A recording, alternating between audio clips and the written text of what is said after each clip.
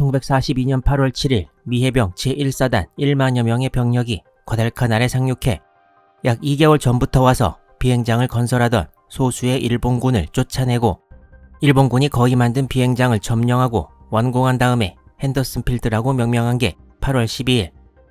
이 사이에 미군은 비행장을 중심으로 방어선을 구축했고 8월 8일 밤과 9일 새벽에 걸쳐 과달카날 북서쪽 사보섬에서 해전이 벌어져서 연합군 수상한 부대가 큰 피해를 입었으나 이미 상륙한 부대에는 타격을 못 주었습니다. 8월 13일 새벽에 미군 약 25명의 정찰대가 서쪽을 정찰하다가 일본군 매복에 걸려 3명만 살아 돌아오는 사태가 벌어졌고, 이에 대한 보복으로 미 해병대는 3개 중대를 8월 18일에 서쪽으로 다시 파견해 일본군 66명을 사살하고 돌아왔습니다. 이제 핸더슨 필드 서쪽에는 전투 가능한 일본군 병력은 1개 중대 정도로 추산되었고, 그 사이 일본군 구축함 등이 나타나 핸더슨 필드에 포격을 가하기도 했으나 큰 피해는 못 주었고, 오히려 구축함 하기카제가 B-17 폭격기에 폭탄을 맞고 대파당하는 일도 있었습니다. 그리고 8월 18일에는 동쪽에서 일본 육군 이치키 지대 선발대 916명이 상륙해 미군과 이치키 지대 정찰대가 콜리 포인트 부근에서 전투를 벌여 일본군이 큰 피해를 입고, 이치키 지대는 8월 20일에서 21일로 넘어가는 밤 미군 진지 쪽으로 다가와 공격을 감행하나 미군의 철통 같은 방어선을 뚫지 못하고 3개 대대가 거의 괴멸당했습니다. 서쪽 일본군 후방인 코쿤보나부터 이치키 지대 정찰대와 첫 전투가 벌어진 콜리 포인트, 두 지점 간의 직선거리는 약 21km로 꽤 넓은 지역이 포함됨을 알 수 있습니다. 이미 두 차례의 공격이 좌절된 이치키 지대. 하지만 이치키 지대 공격은 아직 끝나지 않았는데요. 이치키 지대 마지막 공격을 살펴보기 전에 과달카날에 진주했던 미 해병 제1사단 병사들이 목격한 것에 대해 잠시 살펴보겠습니다.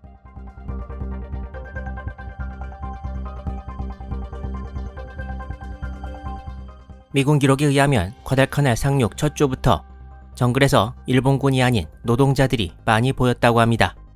바로 비행장을 건설하던 조선인 노동자들이었을 것으로 추측됩니다.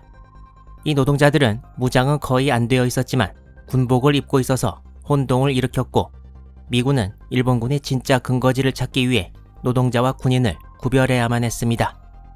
이 노동자들이 정글을 헤맨다는 것은 일본군 진지에 못 들어갔다는 것을 뜻하고, 몇몇은 미군에 항복했지만 많은 수가 굶어 죽었을 것으로 미국 측 기록에서 보고 있습니다. 또한 이전에 다룬 개치 정찰대의 작전 목표 중 하나가 굶주린 채 정글에서 헤매는 조선인 노동자들 일부를 구하기 위해서라는 언급도 미국 측 기록에 있습니다. 태평양 전쟁 문헌의 한국어 번역은 조선인과 한국인을 섞어서 쓰고 있는 경우가 많은데, 여기서는 편의상 조선인으로 지칭하도록 하겠습니다. 미국 측 문헌에서는 옛날이나 지금이나 전부 코리언이라는 단어를 쓰고 있습니다. 조선인 노동자들에 대해서는 드물지만 몇 가지 미군 기록에 언급되어 있는 것들이 있습니다. 과달카날의 조선인 노동자들과 일본군 중의 일부가 미군 상륙 이후부터 항복해서 8월 중순이 되면 약 200여 명이 될 정도로 늘어납니다. 일본군과 노동자들은 미군이 8월 7일에 대규모로 상륙하자 식량 등을 제대로 챙기지도 못하고 서쪽으로 급히 도주한 상황이어서 많은 경우 미군 상륙 후 일주일 동안 코코넛만 먹은 경우도 많았다고 합니다. 포로들은 철조망을 이용해 사각형으로 둘러싸인 임시 수용소에 모여 있었는데요. 미국 측 자료에 의하면 포로로 잡힌 일본 해군 병사들은 노동자들과 같은 곳에 수용되는 것을 거부해서 따로 수용되었다고 합니다. 조선인 노동자들과 같은 신세가 되는 것이 실은 자존심이었을 수도 있고, 잘못하면 밤에 폭행을 당할 수도 있어서 겁이 났을 수도 있는데요.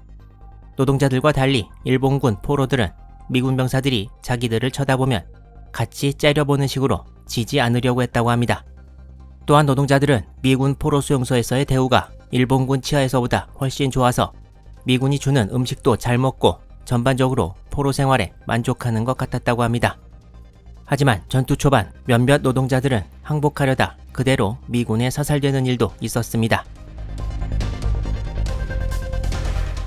또한 당시 과달카날에서 찍힌 사진들 중 일본군이라고 알려진 사진이 사실은 조선인 노동자들인 경우도 많았다고 하는데요.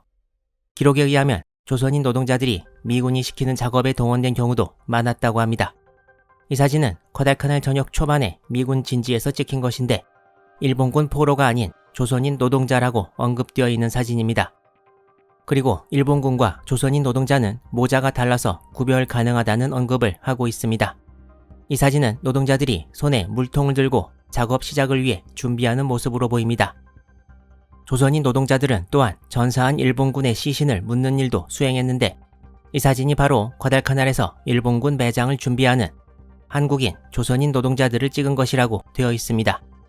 노동자들이 일본군을 매장하는 것을 특히 즐겨했다는 언급도 미국 측에 있습니다. 그럼 이제 아직 끝나지 않은 이치키 지대의 전투로 돌아가 보겠습니다.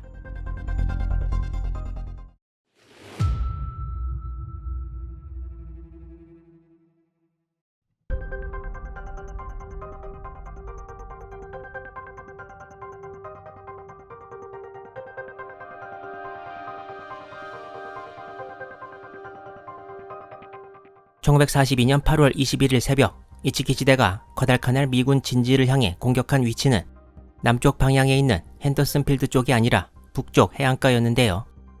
이치키 지대의 원래 목표는 비행장으로 바로 쳐들어가는 것이 아니라 이쯤에 있는 해군 제11서령대 본부가 있던 곳이 목표였습니다. 이곳을 점령한 다음에 비행장을 공격하기로 작전을 세웠기 때문에 일루강 하구 쪽에서 초반 전투가 벌어졌던 것입니다. 이치키 지대의 돌격이 벌어지기 전 미군은 철조망으로 장애물을 설치해 놓았었는데요. 이 철조망은 미군 전선 앞 약 30m 정도에 만들어져 돌격하던 일본군이 이 철조망을 넘다가 많은 인명피해를 보았습니다. 첫 두 번의 돌격에서 보병 3개 중대를 거의 잃는 엄청난 인명피해를 본 이치키 지대는 다음 공격을 과연 해야 할지, 한다면 어떤 방법으로 할지에 대해 숙고에 들어갑니다. 일본군이 이때 박격포로 포격을 가하기 시작한 것도 무작정 돌격하는 것보다 포격으로 미군 수비를 좀 약화시키려는 의도가 있었던 것입니다. 그리고 두 번째 공격으로부터 약 2시간 반이 지난 오전 5시 일본군이 새로운 작전을 짜고 다시 돌격을 가해왔습니다. 이번에는 이전처럼 강 하류 쪽을 건너서 공격하는 것이 아니라 바다의 면한 곳까지는 미군 방어선이 없었기 때문에 해변 쪽으로 돌아서 미군 진지 뒤로 들어가는 작전이었습니다. 일본 측 자료에는 이치키 지대 8월 21일 전투가 아주 상세히 나와 있지는 않아서 정확한 상황은 알 수 없지만 아마도 나머지 한 개의 보병 중대가 투입되었을 것으로 보입니다. 하지만 나름 머리를 쓴 이 공격도 미군의 집중 공격을 피하지 못했고 그 결과는 매우 비참했습니다. 이 사진은 아래쪽에 블러 처리를 해놨는데요. 테나루 전투가 전부 종료된 이후에 촬영된 사진이고 사진 아래쪽에는 3차 공격에 실패해서 목숨을 잃은 일본군이 해변에 누워 있습니다. 제 개인적인 경험으로 전부 다 적나라하게 보이면 좀 예상치 않은 문제가 생길 수 있어서 여러분의 양해를 구하고 구글에서 테나루 배틀이라고 사진 검색을 하시면 바로 나옵니다. 이 사진 오른쪽에는 바다가 보이고 해안에서 조금 들어가면 바로 숲임을 알 수 있습니다. 이 세 번째 돌격이 무의로 돌아가고 나서 오전 6시경 날이 밝게 되고 이제 계속 수비만 해오던 미 해병대가 반격에 들어가게 됩니다. 날이 밝고 나서 일본군에 잡혀있던 과달카날 원주민 출신 해안 감시병 제이콥 부자가 여러 군데 대검으로 찔린 부상에도 불구하고 묶여있던 줄을 입으로 끊고 간신히 탈출해서 미군 진지로 귀환하기도 했습니다.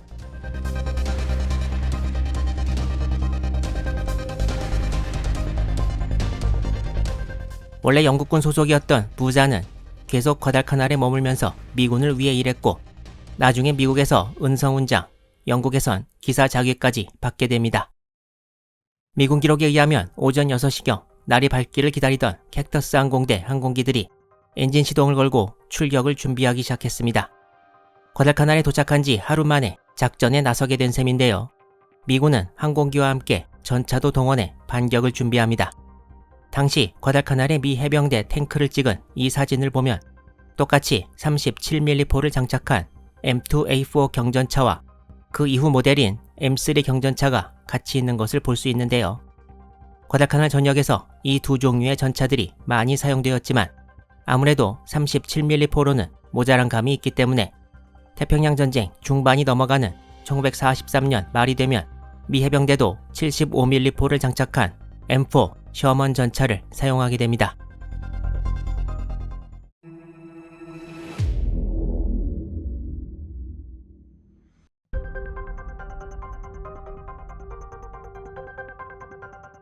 일본군이 공격할 때 수비를 맡았던 부대는 해병 제1연대 제2대대 병력들이었고, 이제 반격을 맡을 부대는 제1연대 제1대대 병력들이었는데요. 일본군의 오른쪽으로 침투해서 뒤로 돌아 퇴로를 차단하고 공격한다는 작전이었습니다. A, B, C, D 4개 중대가 각각 다른 위치로 가는 임무를 맡았습니다.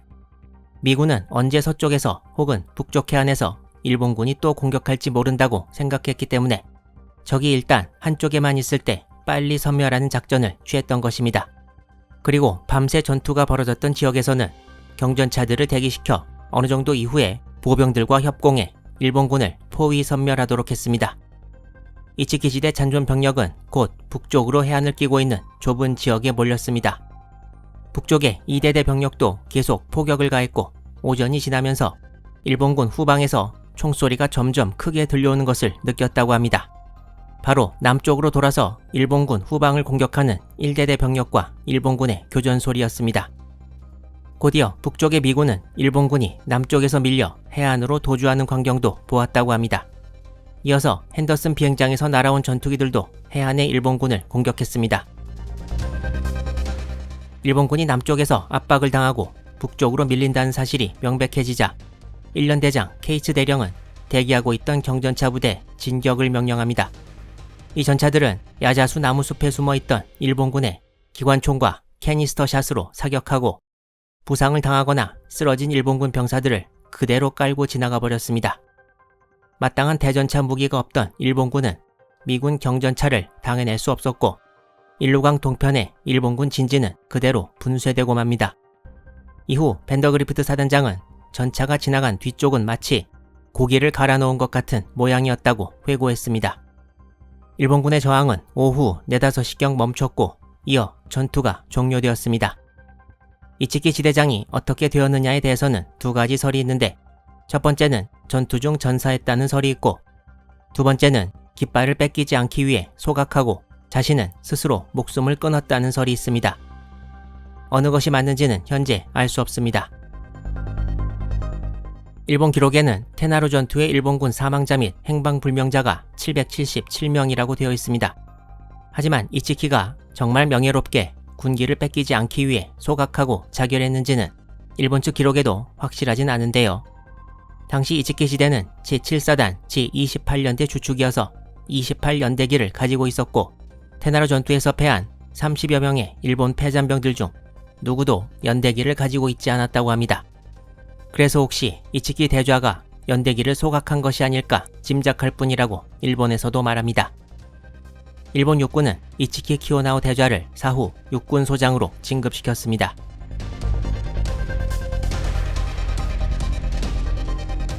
전투 후에 찍은 이 사진을 보면 야자수 나무 사이로 작전을 마친 미군 탱크가 보입니다. 전투가 끝난 이후 생존한 일본군이 미군을 상대로 자폭 공격을 감행하는 일이 있어서 대부분의 부상당한 일본군은 미군에 의해 사살됩니다. 전투 이후 약 15명의 일본군이 포로로 잡혔다고 하는데, 대다수는 부상을 입은 상태로 어쩔 수 없이 잡혔고, 부상당하지 않고 포로로 잡힌 일본군은 2명에 지나지 않았다고 합니다. 밴더그리프트 사단장도 이렇게 처절하게 싸우는 것은 들어보지 못했다고 할 정도였습니다.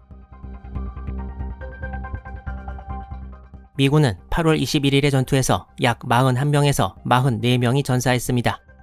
30명이 안 되는 일본군 생존자들이 이후 며칠 동안 동쪽으로 도주해서 원래 상륙지였던 타이부 포인트에 있던 100여 명의 병력과 합류합니다.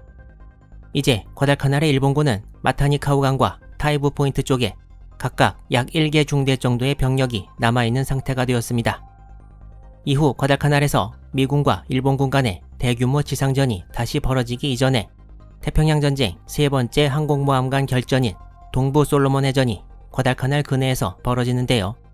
과달카날 전역이라는 이름 안에 여러 지상전과 해전이 벌어지게 된다고 이전에 말씀드렸습니다.